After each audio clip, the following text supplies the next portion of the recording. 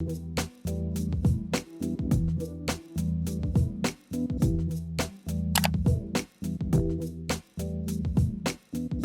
welcome to the Thewavereport. We got another episode.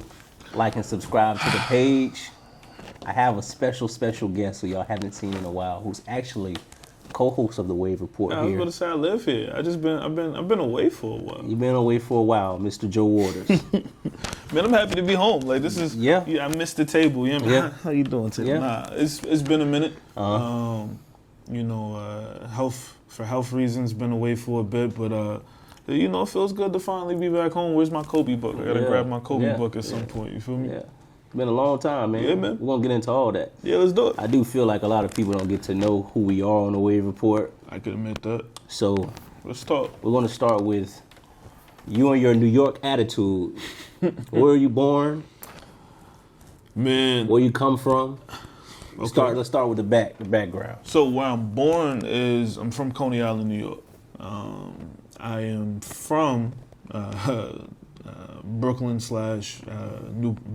Bad News, Virginia. Mm-hmm. I lived pretty much in between the two places my entire. What do you call before you graduate high school? You say childhood? Is that childhood? Doesn't exist. Yeah, whatever I was before I graduated high school. That's what Newport News, Virginia, and New York was. After that, here. Yeah.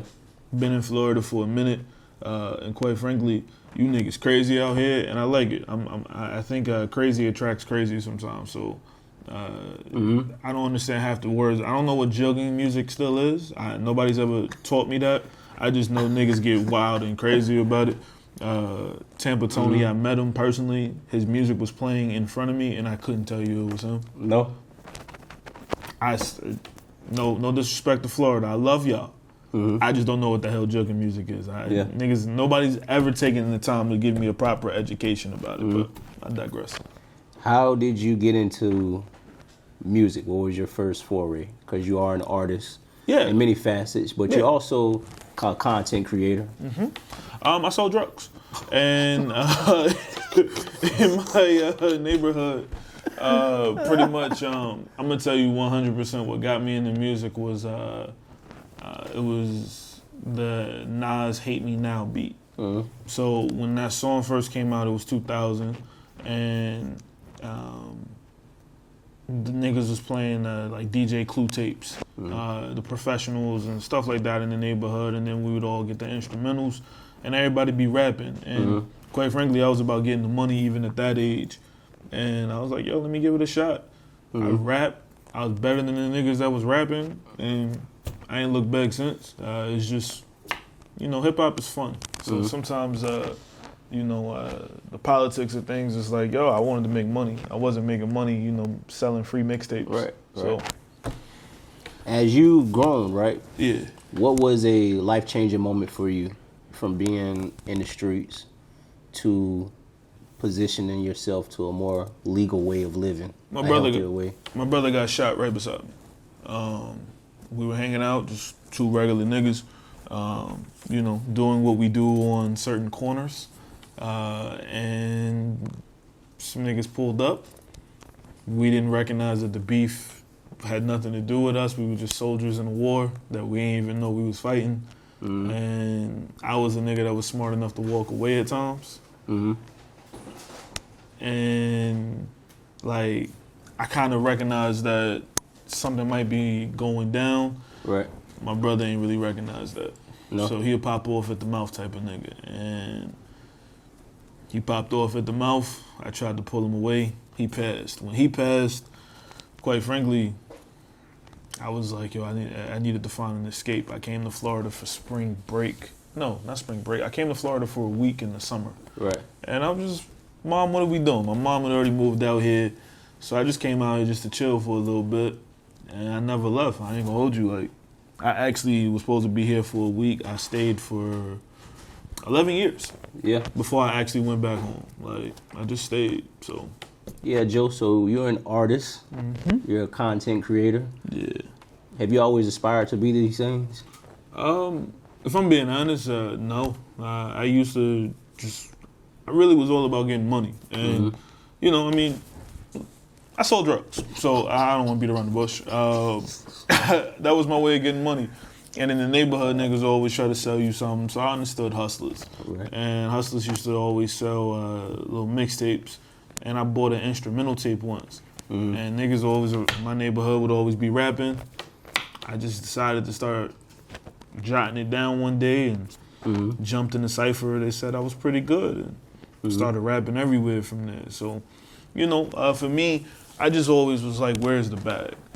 So you could sell your mixtapes on the corners, but, you know, I kind of started to realize, like, go where the bag is. So for me, hip-hop was always just about, I like getting paid to freestyle. I like getting paid to go out and go rap somewhere.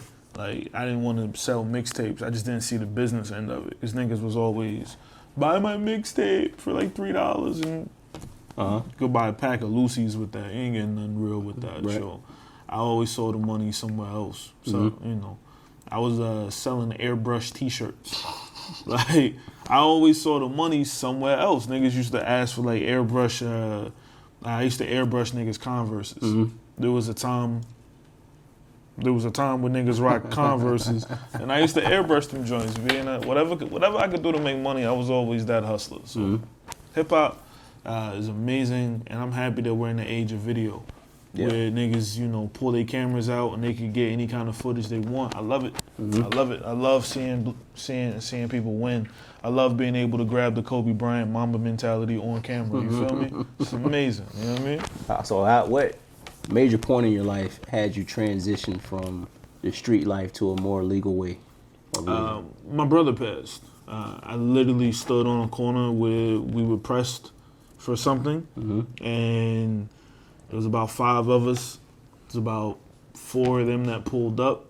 The energy wasn't right, and I tried to kind of calm my people down because I knew it's just something ain't feel right. And I knew we could have fought hands. You know, we were young enough to we want to fight. I ain't think the energy ain't feel like they came to fight. Right. So I tried to get my brother out the way.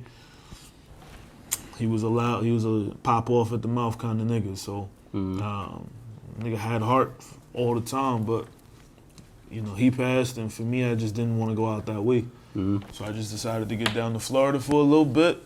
I was only supposed to be here a week, yo. Like my mom, she moved to Florida as soon as I left high school, and I was only supposed to be here a week.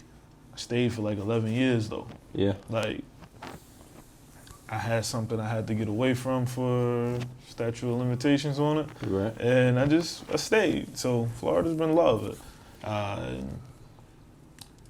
How does his death still affect you today in everything that you do? I never trust any situation I'm in. It doesn't matter where I'm at. I'm never comfortable. I'm always, like, I can tell you straight up, you my nigga. I don't like being back to the door. Like, what I'm saying is, like, I go to a restaurant, I don't like sitting with my back to the door. I gotta sit facing the door. It has to be a wall behind me. I'm always afraid of the creep up. I'm uncomfortable at stoplights. I'm one of them people where I live with an inbred paranoia that I never show, but I'm always afraid of the get back. You know what I mean? And I ain't gonna say I'm afraid, but I'm always weary about it. You feel me? Like, that's just me. And I'm black. I mean, that has to do with everything. Was your father active in your life? No, my pop was a drug dealer, so I seen him. I seen how he played the game, and you know, correction. Let me rephrase that statement. The man I thought was my father was a drug dealer, so that's who I modeled a lot of things after. My actual father lived about 25 minutes from me, and I ain't even know that till I was 16 years old. So, how'd you find out? Child support. I mean, the letter came to the crib. You know, I was getting money, so when I was getting money, I was opening the mail like I ran shit. I ain't run nothing, but I opened the mail one day, and it was my mom had filed the petition for child support, and it had the nigga name in there, had the nigga address, had everything. And tried to build from there. I've only met my biological father twice in my life. Do you think your mom has resentment towards either one of your fathers? Nah, Mom Dukes is good. She had twin boys.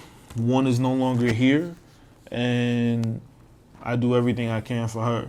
So she's not mad at him. I think she has resentment for the fact that she had to accept my money. Mm-hmm. I'm not sure how as a parent you would feel if your 13-year-old child pays the rent.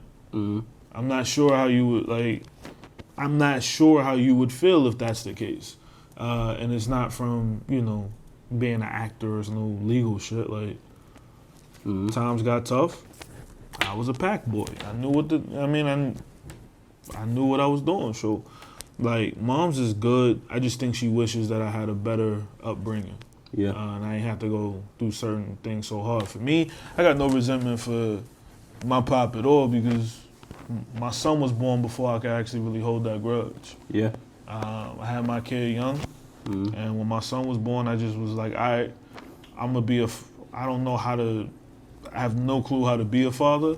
Let me do everything mine didn't do. Mm-hmm. That's how I learned how to be a father. Speaking of your son, your son has autism. Yes. He's autistic. When did you know that he had autism? As a first-time father, I used to rely on the Gerber emails. Uh-huh. So Gerber would send like an email every month, and it would say, at this month, your kid should be at this developmental level. By the time we got to month 11, I was like, he's doing everything but talking. Then I'm like, all right, I'll let that slip. And it says some kids, develop late in certain things. So by the time he was about maybe 18 months, still wasn't talking. Like, still wasn't. I got dad for maybe 2 months, and then I stopped hearing dad. Just wasn't talking. So we went to go see a specialist. They were trash. I just don't think people know how to deal or are sensitive to know how to identify it. We didn't know until he was about maybe just about 2 years old. Yeah. We didn't get the official diagnosis till then. How did y'all react to that? Because I'm not a parent, but I can imagine learning about something that's severe and you have really no knowledge of it. How did y'all prepare for that going forward? I'm gonna keep it a bean. It didn't mean shit to me. And this is the only reason why I say that. My son at the same time was becoming an epileptic. And what I mean when I say that is he used to have fevers that would come out of nowhere and he would have seizures. Yeah. That was the biggest health scare. So autism, all right, that tells me where his development is, but my kid is probably having a seizure and having to be in the hospital once or twice a month. There was literally a year, whatever year the Yankees won the World Series. Whatever year that was, he was in the hospital every month that year. Yeah. Every single month. There was not a month we weren't in the hospital at least once or twice. Nothing I could do. As a father, that's the most powerless feeling that I ever had. Autism, when I found out he had that diagnosis, I was able to adjust to it because that was not the most difficult struggle. I didn't realize how much of a community there is for autism. I didn't realize my son goes to an all 100% autistic school. Yeah. I didn't realize that there were things and resources like that for kids with special needs. Epilepsy is the difficult one because before we got it under control, there was nothing we could do. Once he actually was about 5 or 6, we actually can get it under control. But prior to that, wasn't shit we could do but watch our kids suffer. Yeah. That must have been difficult for you and your wife. Speaking of, you said you don't really trust people. Yeah. So how do you balance that in the marriage, where you almost have to trust your I don't partner? trust her. Hey, cut it out. I'm just cut it out, man.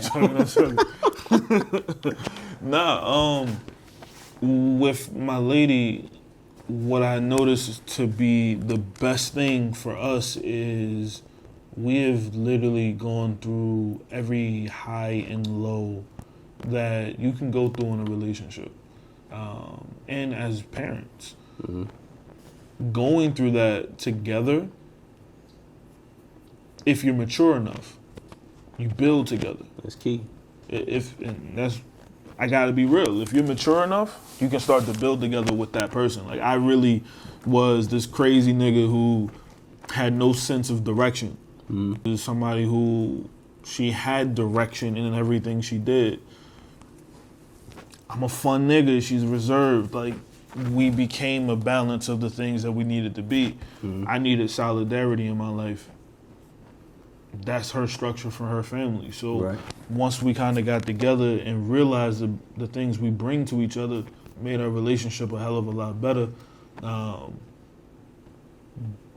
Problem I hate, though, is that she's the person who has to sit with her back to the damn fucking wall. So I gotta be the big man. I gotta be the bigger person, and I gotta be uncomfortable. You know what I mean? But I had to learn how to honestly be a husband. I had to learn how to be a parent with somebody else. I had to learn that shit. And I didn't have it when we first got married. I didn't have it when we first had our kid. I didn't have it 2 to 3 years into us being parents and us being married. I had to learn that shit.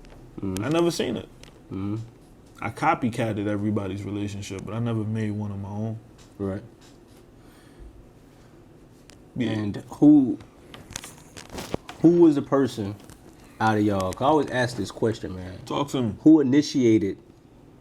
Oh, she ran me all the way down, bro. Okay, I hope she see this too. Yeah, she ran me all the way down. She know that. How y'all met? Know. So, all right. So, Mom Dukes. Interject.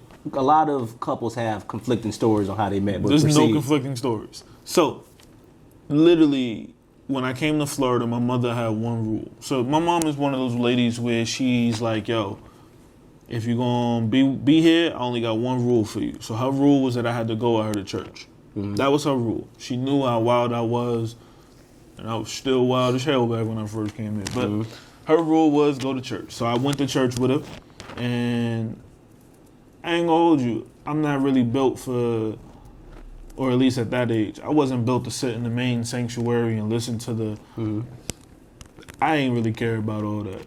So she was like, nah, they got this little teen joint you can go over there. So I did that. Met a couple niggas out there, and they pulled me in, and they were like, yo, come hang out with us. So I'm vibing. And I'm sitting in church one day, and this little pretty little number, you know what I mean? She see a guy, you know what I mean? And she's like, yo, come sit with me. And I'm with my brothers. I'm like, nah, hey man, you good, it's okay. I'll talk to you after service, you feel me?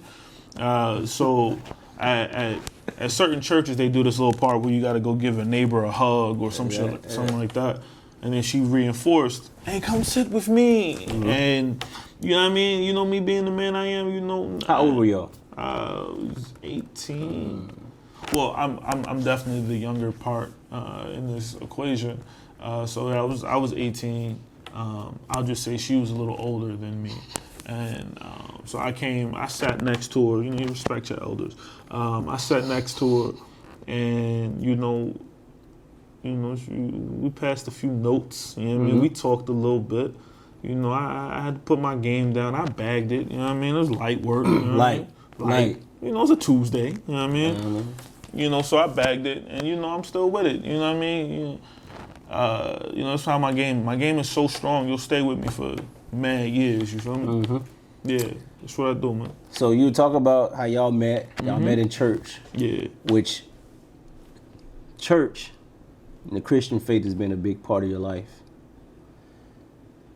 You've been to some bad churches. The church we met at was a bad church. When you go to a bad church, quote unquote, how did that affect your faith, and how do you think it affects people's faith? Because when people leave churches, they tend to doubt God, or they doubt His power, or they just simply don't believe anymore from being church hurt. So for me, it didn't affect me at all, because I just stopped listening. I was a hood nigga when I walked in the building. I was trying to know who Jesus was, and the issue with that was, so there's the part where you become a Christian, and then there's the educational part from the original Christianity. So that is what we call which I can't even think of it right now. Nigga, it's something. It's niggas is trying to be like people go to school to be educated further on the Christian faith. Yeah. So when I was first trying to become a Christian, you know, the cats I was around, they were already on that higher level. Okay. They were on the big boss level, and I'm still trying to just learn how to become a Christian. Right. It didn't mesh. No. So like, I would be at church and I'd be like, yo, same shorty I bagged, you know what I mean, when I was talking about earlier, I would take her, the church was right beside a mall, so I would just pick her up and we would just go to the mall across the street during service because I ain't want to. Niggas lost me, you know what I mean? Like, I don't fake it. I didn't know what niggas was talking about. Theology, that's what it's called. I don't know what niggas was talking about. Like, I knew how to count drugs, money. I knew how to, if we talking ounces, you know what I mean, we could do that. But I ain't know nothing about agape love, gyros love, Philios love, Helio, Kratos. I ain't know about none of that nigga. Like, I ain't know nothing about it until like I really like actually learned how to be a Christian like 12 years later. I didn't know. Niggas, like, everybody was on it. I wanted to, so like, I could rap. I wanted to like try to rap, like, but you know, say I love Jesus with it. But initially niggas was like, you know, it's called CHH. I'm like, nigga, I just want to rap. It's called CHH. Like, niggas would argue with me about what it's called. I'm not one of them niggas. I don't belong to that. I just love Jesus. Can I just love Jesus? No, it's called CHH.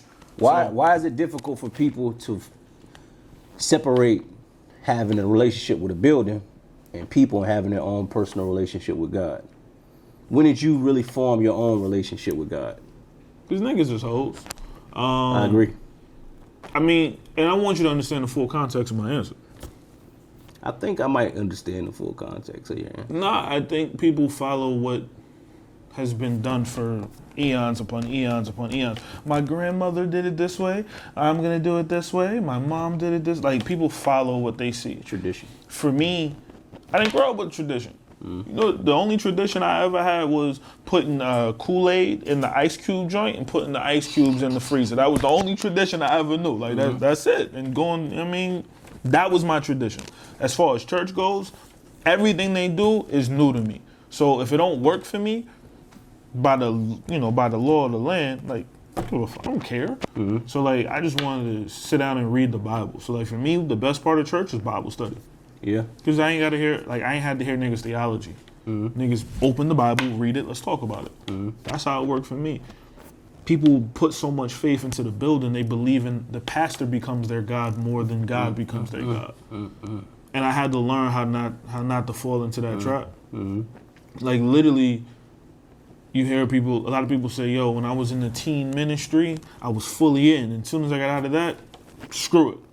Because that was like their social club. That was what they were a part of. That's where their friends were.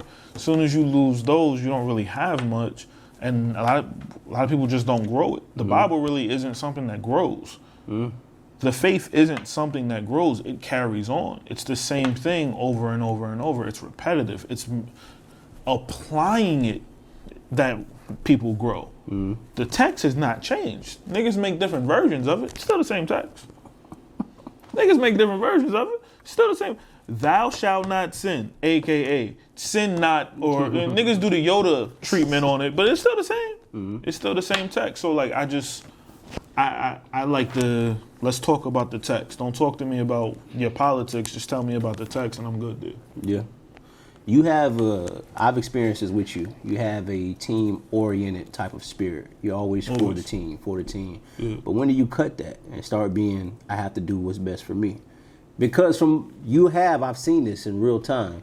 You have sacrificed things for yourself to the benefit of others and the detriment of yourself. Right. So when did you learn, or have you learned to, okay, it's time for me to start doing what's best for Joe? I got coronavirus. To be dead ass honest. Before I got coronavirus, I got real sick, which I think I got coronavirus then too. So I got sick back in November last year. and I got sick again in March. April. Yeah, it was April. They felt the same shit to me. But when I got sick on both occasions, it changed my life up a bit. Yeah. So when I came back home back in November, it was, all right, I'm focused. Let's get to it. Let's get to the bag. Teamwork. When I got sick this last time, I came back to the biggest check that I've ever seen in my life, and I put in the work fully on it. Like, I created the relationship. I cultivated it. I used it to make money.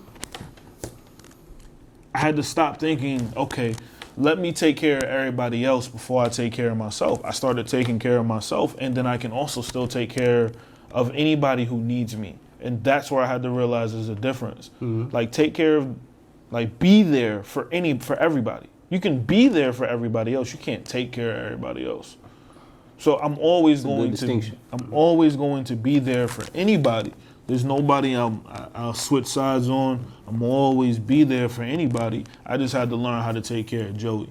And take care of me, take care of my family, and take care of my brothers still. I'm always going to be team first. It's just that I had to slide that down. So where I'm going to be first at with my brothers is I'm going to always be there. But I got to make, business is booming right now. I mean, I'm very grateful, but I had to take care of me first. I would say that's probably one of your greatest strengths, that you're a team player. I see most people holler it, they're not really team players. I don't have to be the most opinionated person on the team. If we have a mission, what's the mission? What do I need to do on my part to execute? Execution is key for me. To me, are you doing it more than are you just saying it? That's my challenge to myself every day. Is I try to create that circle of that's what I'm around. You could say, all right, this is the way we need to do it. But then if you ain't doing that every day, fuck I care about what you're saying. Right. Like I had to start making sure that I was that first example of that. Yeah. Instead of saying, hey, yo, I'm doing this right now, bro. Nah. I know what I'm doing business-wise, so just shut up about it. You know what I mean?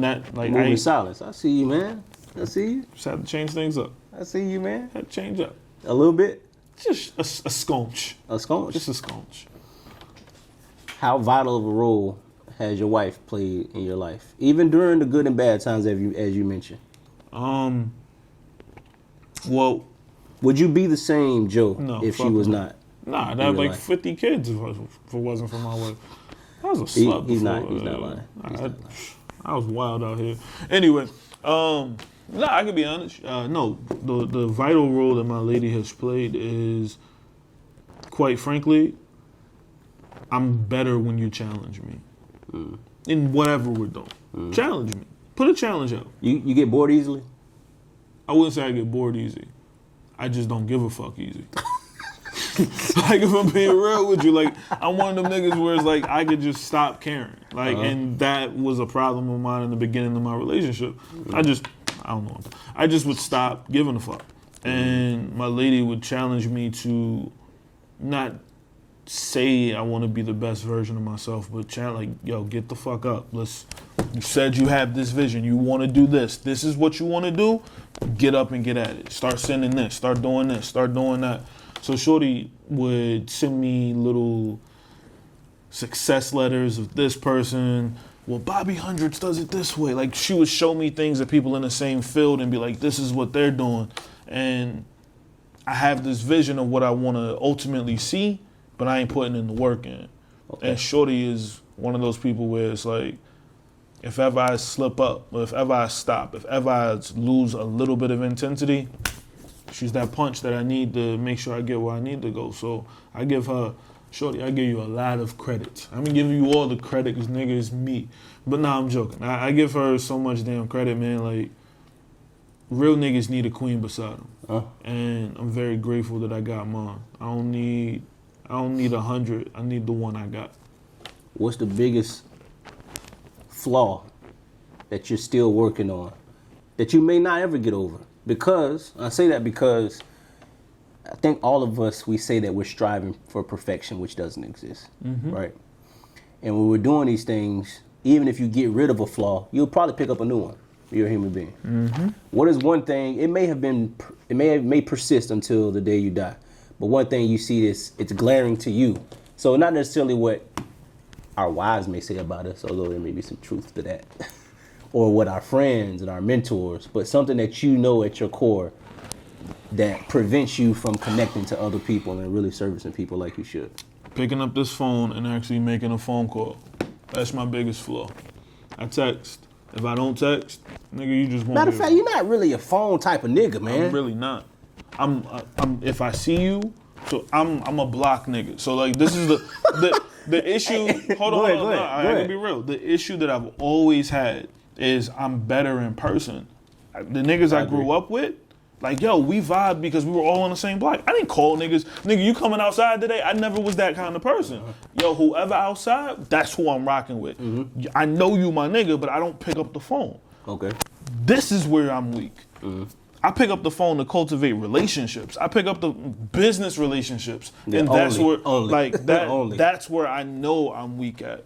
Because I can make a nigga feel like, yo, this nigga don't care. And it's just that I'm just not that, like, I just never been that nigga. Like, it's like, I'm not picking it up. And it's got nothing to do with whoever. It's just...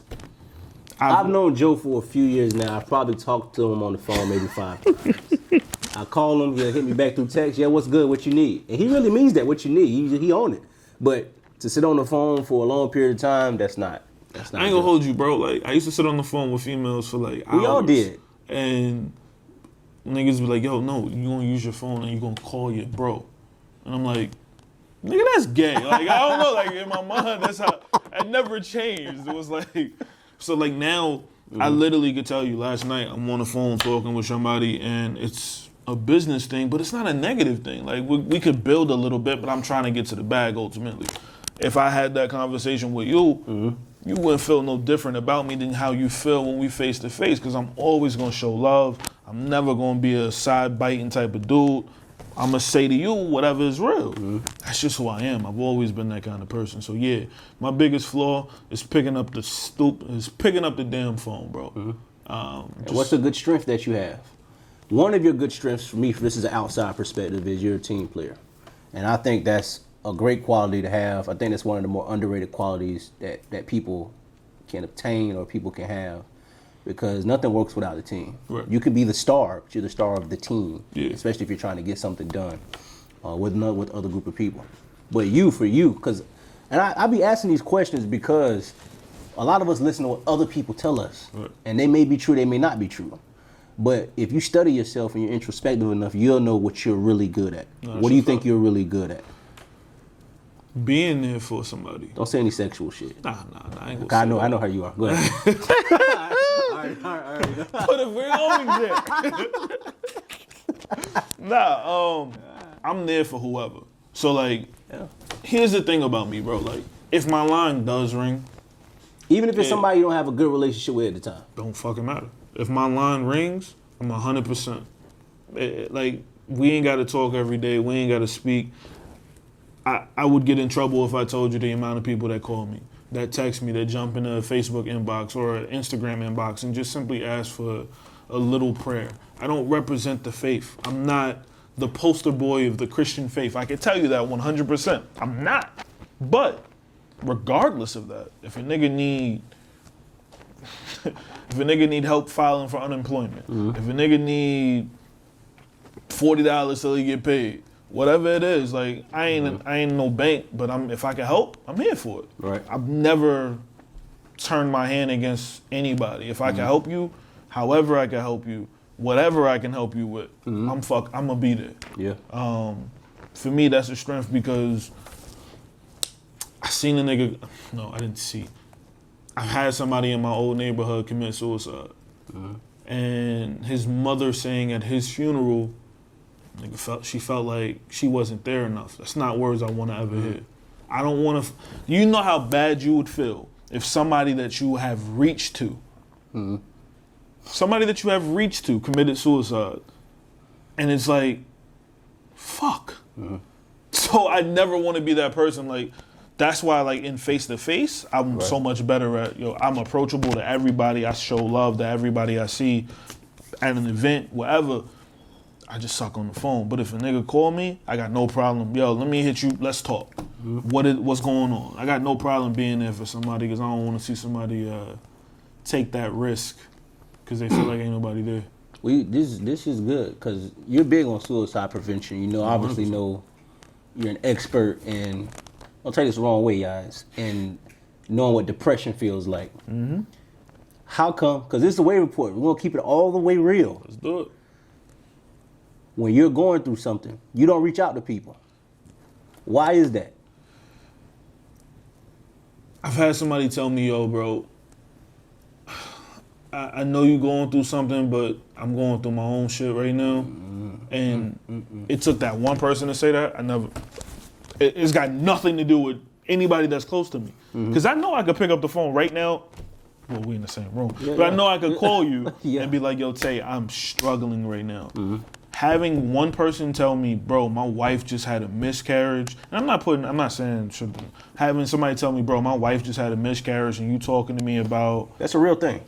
It's just that small little, everybody got scars, right? That's right. So that small little dejection that I had right there, I remember how I felt getting off that phone. Now I'm already depressed, but now I feel worse because it's like I just try to throw my shit onto somebody else. Let me man the fuck up and try to deal with my own shit. That's how I've always taken it. It's got nothing to do with anybody else. It's just I fear that dejection again. I want to say rejection, but dejection sounds better. I don't even know if that's a fucking word, but I fear that. Like I fear like reaching out to somebody and literally they tell me, that's crazy. That shit. I hate, yo, you're not listening to me if I'm like, yo, I tell you this whole long shit that's going on with me. That's crazy. I will fucking lose my mind. I've done that to people before. I do it. I'll admit it. But I will fucking lose my mind if you that's crazy me. And it's just like, nah, I'd rather deal with the shit in silence or try to reach out to the safest possible space that I can. And the fucked up problem with it is that the majority of the time, it's still nobody. So, yeah, I got my flaws. I'm not in any way, shape, or form hiding them. How do you deal with your depression internally? Because you go in and out of depression, I want to say often, because that'll be wrong, but you enough to where you know it's real. Right. I would say the biggest thing for me is, and the way I've always been able to overcome it, is to stop actually giving a fuck about things like that so much. Like I used to, oh man, I can't wait to win. Like I gotta get to the win. I can't wait to get to the win. And then I just started asking myself, what the fuck is the win? Like it was just a fucking thing I was saying all the time. Like, yo, come on, my niggas, we're gonna get to the win. We're gonna get to the win. I'm not cutting nets. I don't play fucking basketball. Like, what the fuck is the win? So I just had to actually get to the point where it was just like, put everything in perspective. Set a goal for mental health. Therapy is so fucking important. Finding my therapy is what made things better for me. My therapy truly is seeing a business created from nothing thrive and not have to say a fucking word about it. Creating an Instagram page for something and getting people to like it and it don't have to be attached to me whatsoever. People not even realizing that they're supporting a business. It's a black-owned business, and I don't have to fucking say shit about it. I don't have to promote it. I don't have to do anything. It could be on its fucking own, and that's the thing I always thought was trash. I see people win, but they win off of not something that... They win off of their name. They win off of their clout. It's not them. It's not what they created. It's the clout of them that's why they're winning. I don't want to be that person. I want to create something that's viable whether the fuck I'm here or not. Whether you like me or love me or hate me, you don't fucking have to have that attached to it. You see something, you like it, you're like, oh, that's dope. And you get it. And I've been able to create that, and quite frankly, seeing that consistently build and keeping it the fuck away from my name, it's fucking awesome. Because you'd be surprised how many people like look at shit that you looked at but don't even recognize that you own it. That's true. Yeah. That's true.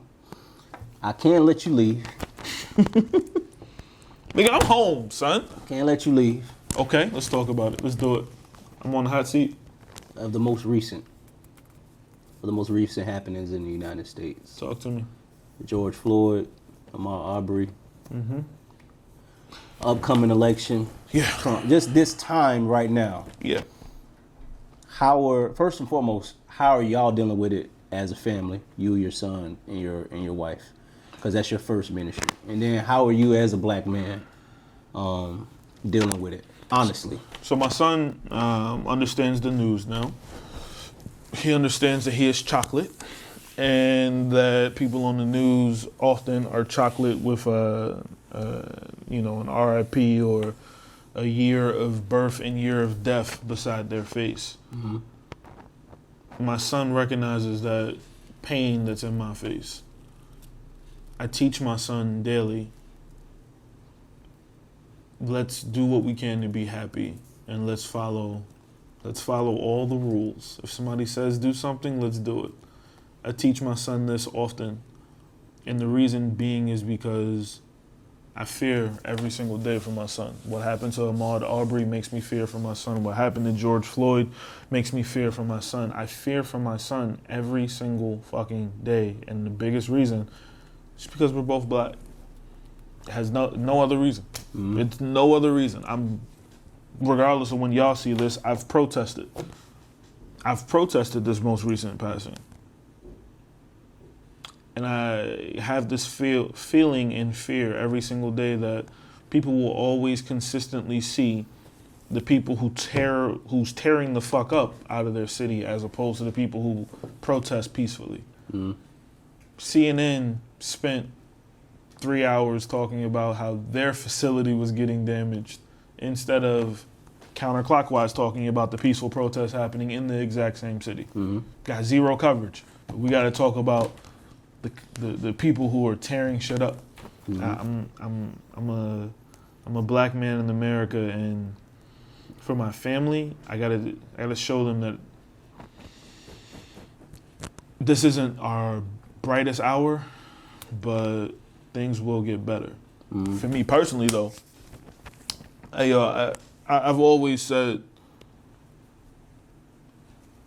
and never forgot how the fuck Trump acted for Charlottesville. Never forgot it. I never forgot being called sons. I never forgot when he called the NFL sons of bitches in the same year. He has a lot of parallels. Those parallels equal one thing for me. It's fucking racist. I don't care who. Trump, you're fucking racist. I don't care how many times it's got to be said. I don't care who needs to hear it. I know I don't really curse too much, but that nigga's a fucking racist. So for me, the officer who killed George Floyd, is a racist. The district attorney who put out that BS third-degree murder, he's a racist. I get the system. System isn't supposed to work for us. System isn't supposed to reward us. System isn't supposed to justify us in moments when shit happens. So mentally, for me, fuck him. Fuck him. Justice for George Floyd probably will be the same justice that we get for Ahmaud. It's unfortunate. Which will probably be the same justice that George Zimmerman got. I don't expect it. The system's never worked for us, even when we put it on fucking camera. They've never given us the glimmer of hope that things will change. And when they do it, they do it silently. There's been some cases where black people have won, but it's not in the moments when it needs to happen the most. I agree. This is clear as day, but it won't happen. It will still be vilified. We'll be thugs. Fuck you. We'll be thugs. We'll have peaceful protests for a few weeks, and then niggas will die down, and then people will forget, and then people like me who can't ever forget it will make songs or make t-shirts or will bring it up at the year anniversary prior to that, and people will only care about it once a year. I don't want that shit anymore. I don't want George Floyd to be remembered next year, and then the year after that, and then the year after that, and then in between nothing. People don't say shit about Mike Brown. I hate every single person that hashtags Black Lives Matter. Because I could go back 4 months from now and I promise you wouldn't have seen this shit once. I hate it. I hate the temporary person who wants to be an activist to see change, but won't fucking stick throughout the process. This shit has showed me that we need people that can actually create the process and be able to keep people willing to fight for this system. I'm realizing, fuck basketball, fuck sports. We need to be teaching these kids how to be lawyers. We need to teach these kids how to be lawmakers. We need to teach these kids how to go to fucking college. You become a shining example to those people now because you sought your college education and then furthered it even after graduating. True. Nigga, you graduated like 9 times in your life. How many times you gotta walk the stage, nigga? You've heard that song like it's a ringtone. I'm joking, but I'm serious. No, but we had like I'm at that point where it's like, all right, clearly it's not gonna change for my generation. It's not gonna change in my lifetime, or at least I'm old and decrepit. I gotta help make some of these kids want to be lawmakers. I gotta take the anger that my 18-year-old sister feels at this very moment.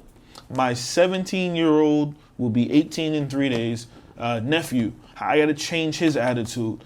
I have another 18-year-old nephew that I have to talk to. Because now I want all 3 of them to now become the new coalition of people who want to make change in this fucking country. Because now I'm clearly seeing it. We had fucking, Trayvon was 2012. We forget that. The fuck have we done since then? Except, let the name die down. You remember when in every major city in America, there was a peaceful protest. There was a demand for change. Prior to me saying the name Trayvon Martin, take away what just happened to both Ahmaud and George Floyd. When the fuck have you done anything for Trayvon Martin and even mentioned him that did not involve his birthday or the anniversary of his death? That's what's got to change. That's what I'm focused on. That's where now my direction. Now niggas woke me the fuck up. Because it's bigger than Black Lives Matter when somebody died. It's bigger than just hashtagging the name. Now we have to take action. And the appropriate action, there's no fucking leadership. There's nobody to step up and say, hey, don't burn shit down. Go after them. To express your anger, internalize it, and then pour all of it onto the person who did it. And you do that legally. Because that's what they do. They fuck us legally every year. Yeah. Yeah. I'm just saying, did you cash a stimulus check? Because if you did, guess what's going to happen this very time next year? April 15th next year. You'll have to pay all that shit back, but you just don't understand all that. It's half of it back. You get taxed out the ass on it. Let's see, how else do they make their money back when they feed us little crumbs? Then they'll raise your taxes. Then they'll take more out of your paycheck. They won't give it back. Then when you do become social, you know that little, when you look at your paycheck, if you work a legal job, there's a little section that says Social Security and Medicare. That's right. So that money is supposed to come back to you. It's supposed to, you're supposed to see some of that when you get, 55, 65. They tax it. So they take out money, tax it. So when you look at your check, they take out Social Security and Medicare. You can't control that. Then they tax it. But then when it's time to get your Social Security and Medicare, they tax that too. You got to realize they fucking the game is meant to be played. They play the game the best because they don't fucking tell us the rules. I'm tired of not knowing the fucking rules. I'm tired of pretending like, yo, that's okay. Fuck you. I'm going to help build the next generation of lawmakers. And then we're going to be coming for what you guys have been doing for years upon years upon years. Fuck them. Man, fuck them. Fuck them. Yeah, that's how I feel. You know what I mean? I hate that. Hold on. Fuck them. Any final words? Fuck them. For the Wavereport viewers? Oh, nah. Hey, man, subscribe to the Wavereport page. YouTube.com/TheWavereport813. Facebook.com/TheWavereport813. Instagram.com/TheWavereport813. And if not, fuck them. Hey, like and subscribe to the page. We'll have a Patreon soon as they stop trying us. Facts. Fuck him. And Joe, since people haven't seen you in a while, thank you for coming on the Wave Report. This I'm is back, part. baby. This is part. I'm home. His podcast, but he's never here. Our podcast. So what do you think? I was here for like. But I had to get Joe on. 56 straight I had to episodes. get him on so we know more about who he is. Oh yeah, that's right. This nigga's never here. That's a fact. I was here 56 straight weeks, nigga. Not true. That's a Not year. not true at all. Hey, follow the Wave Report, man. We'll get with y'all soon. 55. All right.